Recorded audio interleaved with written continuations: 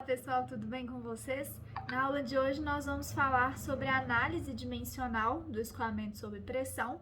Então nós vimos na última aula que a gente tinha um termo lá referente à perda de carga e na aula de hoje a gente vai aprender a quantificar esse termo, correlacionar isso com experimentos e com valores numéricos, né? E também vamos ver a definição de velocidade de atrito. Esses dois conceitos são conceitos importantíssimos que nós vamos levar ao longo de todo o nosso estudo em hidráulica 1.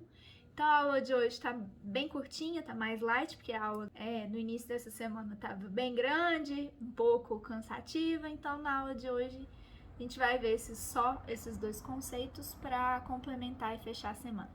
Então vamos lá.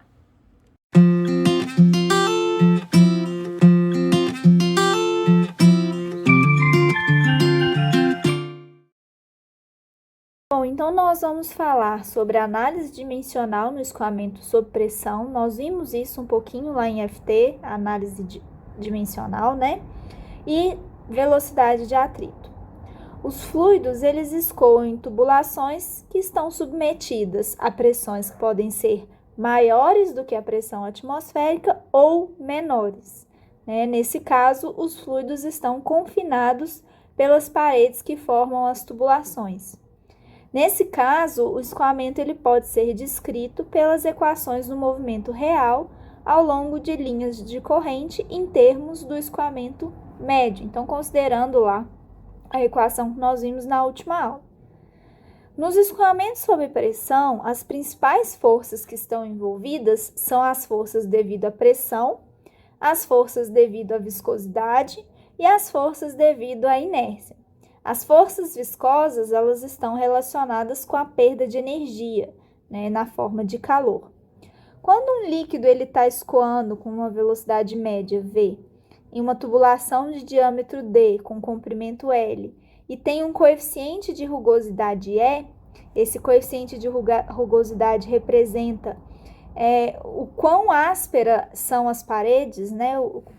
A gente tem uma tubulação aqui, e a parede da tubulação, ela não é lisinha, né, totalmente. Ela vai ter aqui uma rugosidade, né? E esse E representa aí essa rugosidade. Ela tem uma queda de pressão, ΔP, né? Ou uma variação da pressão ao longo do comprimento e o comprimento L aí da tubulação. Essa queda de pressão ou variação da pressão, ela depende, é uma função da massa específica do fluido, da velocidade, do diâmetro, da viscosidade, do comprimento e do coeficiente de rugosidade. Então, todos esses são fatores que interferem aí na variação de pressão no fluido. Nós vimos lá na análise dimensional, lá em fenômenos de transporte, que nós tínhamos alguns grupos adimensionais. Aqui em hidráulica, nós vamos ter 4 grupos adimensionais importantes para relacionar o escoamento. Nós temos o número de Euler, que relaciona forças de pressão, então ΔP, com forças de inércia, que estão relacionadas aqui com a quantidade de movimento. Então, o meu número de Euler é ΔP sobre ρ vezes V ao quadrado, ou seja, forças de pressões dividido por forças de inércia. O número de Reynolds também, que já estamos familiarizados com ele relaciona as forças de inércia, então aqui, né, em termos de velocidade, a resistência ao escoamento, dividido pelas forças viscosas, que estão relacionadas com a viscosidade. Então, forças de inércia sobre forças viscosas. O número de Reynolds pode ser escrito como ρVd sobre μ, viscosidade dinâmica, ou Vd sobre Ni, viscosidade cinemática, que é, né, a viscosidade cinemática é ρ sobre μ. μ sobre ρ, perdão. Temos também um outro adimensional, que é a rugosidade relativa, que representa as rugosidades da tubulação em relação ao diâmetro da mesma, e temos o comprimento relativo, que é o comprimento da tubulação dividido pelo diâmetro, relacionado ao diâmetro. Então, esses 4 grupos adimensionais aí são números adimensionais, por exemplo, aqui a gente tem metro, unidade de comprimento por unidade de comprimento, adimensionaliza, né? Aqui, unidade de comprimento, porque é aquela medida da altura das imperfeições da tubulação dividido pelo diâmetro da tubulação. Então, adimensional também. Esses grupos adimensionais são verificados em experimentos, né? São retirados de experimentos. Com esses experimentos, a gente pode relacionar essas forças, né? Esses parâmetros aí do nosso escoamento. Pelo teorema de Buckingham, pode-se escrever uma nova relação. Então, se nós temos 2 adimensionais, a gente pode escrever uma relação entre esses adimensionais.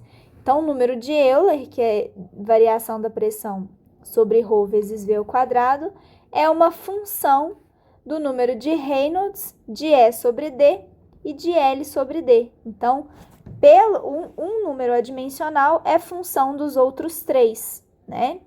Experimentalmente, é possível concluir que o número de Euler é diretamente proporcional a L sobre D, a comprimento relativo. Então, a gente pode escrever que ΔP, o número de Euler, é L sobre D vezes uma função em termos de Reynolds e de rugosidade, né? Rugosidade relativa. Ou então, a gente pode dividir por meio, né? Porque não vai fazer diferença aqui, é adimensional. Então, dividindo por meio, simplesmente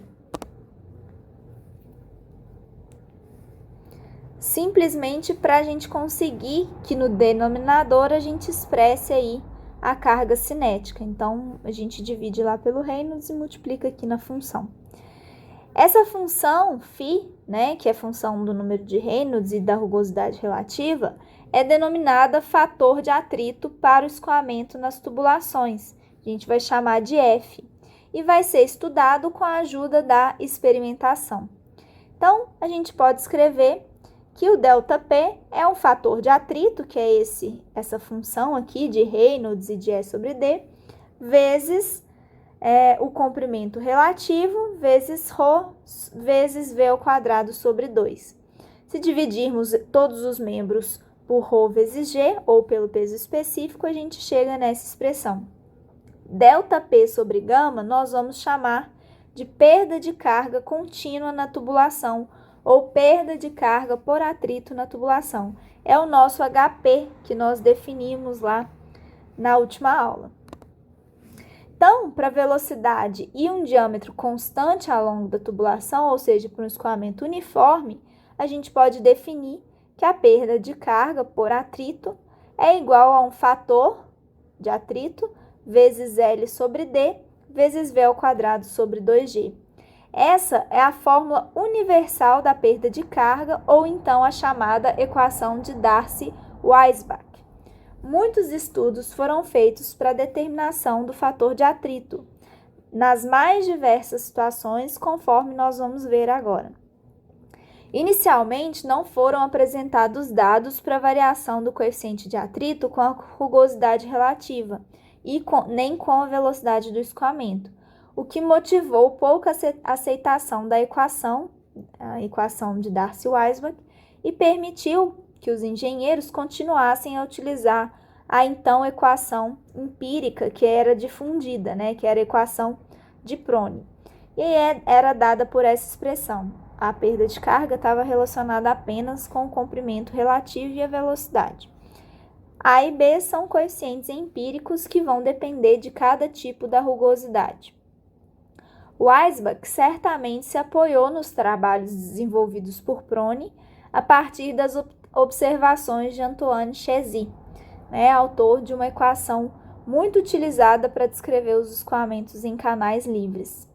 Em 57, o Darcy, que foi aluno de Prony, publicou novas relações para o coeficiente de Prony, a partir de um grande número de dados provenientes de experimentos, que resultou numa equação que se tornaria um pouco mais eficiente, né, sendo aí os coeficientes empíricos também representados por C, D e E, né? Pela primeira vez apareceu a rugosidade relativa, confirmando a dependência da rugosidade e do tipo de movimento desenvolvido pelos líquidos. A equação de Darcy-Weisbach não foi muito utilizada até o aparecimento do diagrama de Moody, por volta de 44, quando aí os valores do fator de atrito, aquele Fzinho, foram colocados em um gráfico juntamente com o número de Reynolds e com a rugosidade relativa. Então, no diagrama de Moody, que é o que a gente vai utilizar para avaliar o valor do coeficiente de atrito e de outros parâmetros, a gente conseguia relacionar fator de atrito com Reynolds e rugosidade relativa, que é a própria função lá, F, que depende do número de Reynolds e de E sobre D. Estão lembrados? Então, o diagrama de Moody vai facilitar essa relação. Então, a equação de Darcy-Weisbach se tornou universal e, por isso, vai ser chamada de fórmula universal para perda de carga a partir de 1980, com os cálculos envolvidos facilitados com a popularização de computadores pessoais, né, e devido aí à boa precisão entre os resultados que são previstos pela equação e os que são observados experimentalmente. Beleza, então a gente entendeu ali que com a análise dimensional foi possível expressar uma equação para nos dar a perda de carga ao longo do escoamento, né? A perda de carga por atrito na tubulação. Nós temos que entender isso e temos que entender que o diagrama de Moody, ele relaciona o coeficiente de atrito, o fator de atrito, ao número de Reynolds e à rugosidade relativa, né? Tudo isso está dependendo entre si. Beleza, é isso que a gente precisa entender. Agora a gente vai entender o que é velocidade de atrito. Vamos considerar agora um escoamento uniforme. Então, quando um fluido real, ou seja, com viscosidade diferente de zero, incompressível, ou seja, massa específica não varia, escoa em regime permanente, ou seja, nenhuma propriedade varia com o tempo, e uma tubulação de seção transversal A constante, é possível escrever equações relacionadas às grandezas envolvidas. Se a área não varia, a velocidade não varia. Se a velocidade não varia ao longo do movimento, né, e nenhuma grandeza varia ao longo da posição, então esse escoamento é um escoamento uniforme. Então, vamos ter aí um escoamento ao longo de uma tubulação que tem o mesmo diâmetro. Vamos pegar dois pontos separados entre si por uma distância L. No ponto 1, temos velocidade V1, ponto 2, velocidade V2. Como a área é a mesma, o diâmetro é o mesmo, então V1 é igual a V2, pela equação da continuidade. A pressão no ponto 1 é P1, pressão no ponto 2, P2. Essa tubulação ela pode ter uma certa inclinação aí. No ponto 1 nós temos cota Z1, no ponto 2 cota Z2, portanto, seno do ângulo θ, né, é Z2 menos Z1, que é essa alturinha aqui. O volume, então, do nosso volume de contorno aqui entre os pontos 1 e 2 é a área da seção transversal multiplicada por L, né, pela distância entre os pontos 1 e 2. E o peso de fluido que está contido no nosso volume de controle é γ vezes o próprio volume. Para que o volume de fluido considerado esteja em equilíbrio, a resultante de todas as forças deve ser nula. Então, nós temos aqui na direção do eixo X, nós temos forças de pressão agindo nessa seção transversal. Forças de pressão no sentido contrário agindo nessa seção transversal. E nós ainda temos uma componente do peso do fluido na direção de X. Então, P1 vezes área 1, menos P2 vezes área 2, porque está no sentido contrário, menos a força devido ao atrito, né? Nós temos força devido ao atrito, então tensão cisalhante vezes o perímetro vezes L, que é a tensão cisalhante vezes a área, menos P vezes seno de θ. Então, aqui eu esqueci de falar dessa tensão cisalhante que age aqui na parede. Então, aí, fazendo as manipulações algébricas necessárias, nós temos que Seno de θ é Z2 menos Z1 sobre L, dividindo pela área, nós temos essa expressão, dividindo por gama, a gente chega numa expressão desse tipo. Aqui a gente já consegue observar alguns termos bem semelhantes à equação que nós havíamos definido na aula passada, né? Esse Z1 mais P1 sobre gama é a cota piezométrica no ponto 1. Z2 mais P2 sobre gama é a cota piezométrica no ponto 2. Como as velocidades V1 são iguais, V1 e V2 são iguais, a gente que é igual a uma velocidade média, nós podemos somar e subtrair a carga cinética no primeiro e no primeiro membro daquela equação. Então, somei a carga cinética e estou subtraindo aqui, né? V1 mais V1 ao quadrado sobre 2G menos V1 ao quadrado sobre 2G. O primeiro membro é igual à perda de carga entre os pontos 1 e 2. Então, isso daqui, lá da equação de Bernoulli, que nós vimos, considerando um escoamento uniforme entre dois pontos, a gente viu que isso aqui era a própria perda de carga, né, denominado lá por HP. Então, HP é igual a tensão cisalhante vezes o perímetro vezes L dividido por gama vezes a área. Né? Essa vai ser a expressão para tensão, para perda de carga em termos de tensão cisalhante, perímetro, etc. Considerando que a área sobre o perímetro é o raio hidráulico da tubulação, então a gente pode escrever a perda de carga em função do raio hidráulico. Essa equação nos permite determinar a perda de carga que acontece entre os pontos 1 e 2 do escoamento na tubulação de comprimento L na presença de uma tensão cisalhante na parede. Sendo a perda de carga unitária igual a J, nós vamos chamar, né? Então, a perda de carga unitária é dada pela perda de carga dividido pelo comprimento da tubulação. Então, perda de carga unitária é essa expressão dividido por L. Então, só cortar o L, a gente tem a perda de carga unitária. Então, a tensão cisalhante na parede, passando esses termos para o lado de lá, é a perda de carga unitária vezes o peso específico vezes o raio hidráulico. Essa expressão é válida para avaliar a tensão cisalhante na parede para um escoamento permanente e uniforme através de uma tubulação. Quando essa tubulação tiver seção circular, as equações da perda de carga ainda podem ser escritas de uma nova forma. Né? A gente tem que a área πd ao quadrado sobre 4, o perímetro da seção circular é π vezes d, então o raio hidráulico é o diâmetro sobre 4. Então, substituindo lá na equação da perda de carga, a gente tem 4 vezes tensão cisalhante vezes L dividido por gama vezes D. A tensão cisalhante na parede, então, passando esses termos para o lado de lá, vai ser gama vezes a perda de carga vezes D sobre 4L. Ou então, né, em termos de raio. A gente sabe que HP sobre L é o J, né, ou a perda de carga unitária. Então, a gente pode escrever como gama J sobre D vezes D sobre 4. Então, aqui, esse resultado para as tubulações de seção circular pode ser comparado com a fórmula universal que nós vimos lá na análise dimensional. Então, eu obtive a perda de carga através da tensão cisalhante, eu tenho a perda de carga pela fórmula universal, né, que é a fórmula de Darcy-Weisbach. Comparando esses dados, né, isolando a tensão cisalhante, nós vamos ter que a tensão cisalhante na parede da tubulação é ρF, fator de atrito, vezes V ao quadrado dividido por 8. Tensão cisalhante sobre ρ, passei para cá, vai ser FV ao quadrado sobre 8.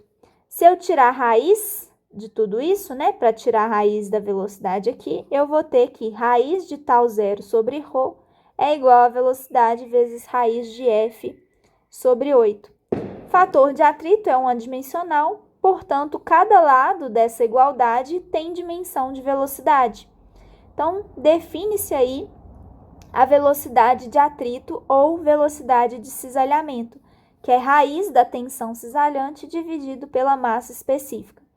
Essa velocidade de atrito tem um papel importante no estudo dos escoamentos turbulentos em condutos forçados e em canais.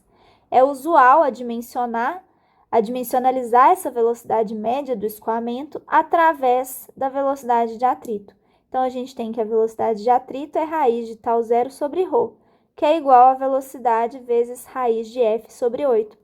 Portanto, quando a gente adimensionaliza, né, v médio dividido por velocidade de atrito, a gente tem que é raiz de 8 sobre o fator de atrito. E é isso, pessoal. Eu espero que vocês tenham compreendido. Com essa aula, a gente finaliza o capítulo 1.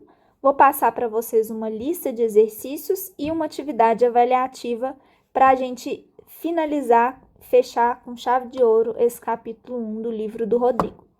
Muito obrigada e até a próxima aula.